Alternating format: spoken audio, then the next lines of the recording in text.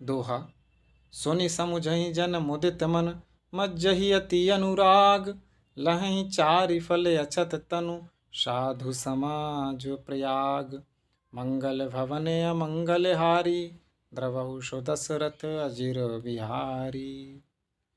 जो मनुष्य इस संत समाज रूपी तीर्थराज का प्रभाव प्रसन्न मन से सुनते हैं और समझते हैं और फिर अत्यंत प्रेम पूर्वक इसमें गोते लगाते हैं, वे इस शरीर के रहते ही धर्म अर्थ काम मोक्ष चारों फल पा जाते हैं।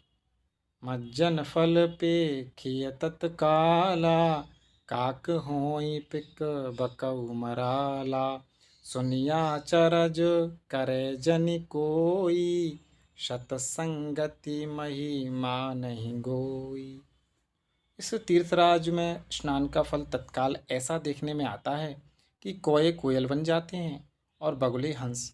यह सुनकर कोई आश्चर्य ना करे, क्योंकि सत्संग की महिमा छिपी नहीं है। बाल्मीक नारद घट जोनी, निज निज मुखनि कही निज होनी। जलचर थलचर नभचर नाना, जे जड़ चेतन जीव जहाना।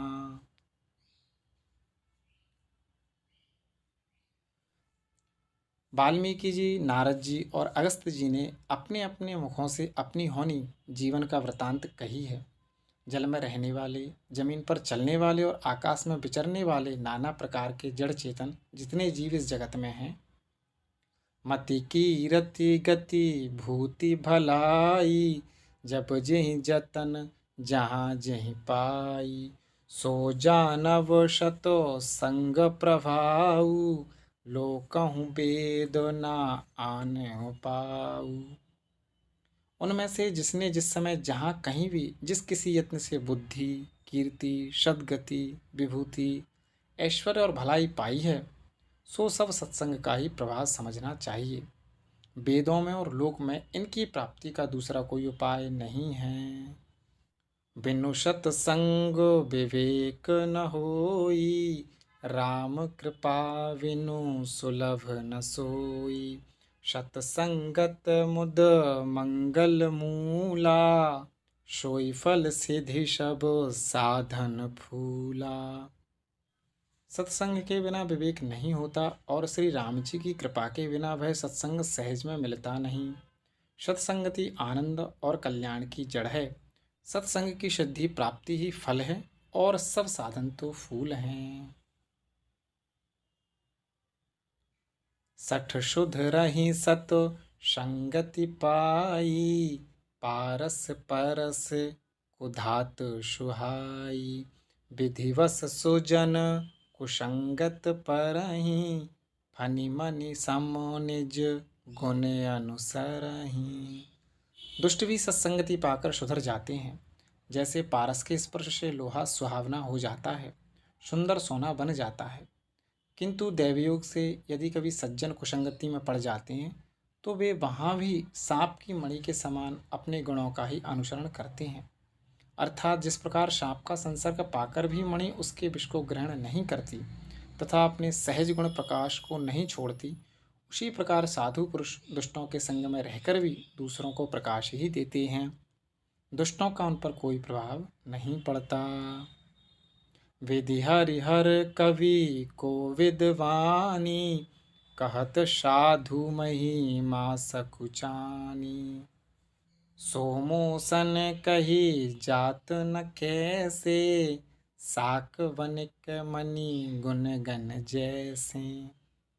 ब्रह्मा विष्णु शिव कवि और पंडितों की वाणी भी संत महिमा का वर्णन करने में सकुचाती है। वह मुझसे किस प्रकार नहीं कही जाती, जैसे साग तरकारी बेचने वाले से मणियों के गुण समूह नहीं कहे जा सकते। दोहा। वंदौ संत समान चित, हित अनहित नहीं कोई। अंजलिगत शुभ सुमन जिमे, सम सुगंध कर दोई। मंगल भवन अमंगल हारी, द्रवहु सो दशरथ अजेर बिहारी। मैं संतों को प्रणाम करता हूँ, जिनके चित्त में समता है, जिनका कोई मित्र है और न शत्रु, जैसे अंजलि में रखे हुए सुंदर फूल जिस हाथ ने फूलों को तोड़ा और जिसने उनको रखा, उन दोनों ही हाथों को समान रूप से सुगंधित करते हैं। वैसे ही संत शत्रु और मित्र दोनों का ही समान रूप से कल्याण करते हैं। संत सरल चित जगत हित, संत सरल चित जगत हित, जान शुभाऊ सनेहु, बाल विनय सुनि कर कृपा, राम चरण रति देहु। मंगल भवन अमंगल हारी, द्रवहु सुदशरथ अजिर बिहारी। संत तो सरल हृदय और जगत के हितकारी होते हैं। उनके ऐसे स्वभाव और स्नेह को जानकर मैं विनय करता हूँ। मेरी इस बाल विनय को सुनकर कृपा करके श्री राम जी के चरणों में मुझे प्रीति दें। श्यावर रामचंद्र की जय।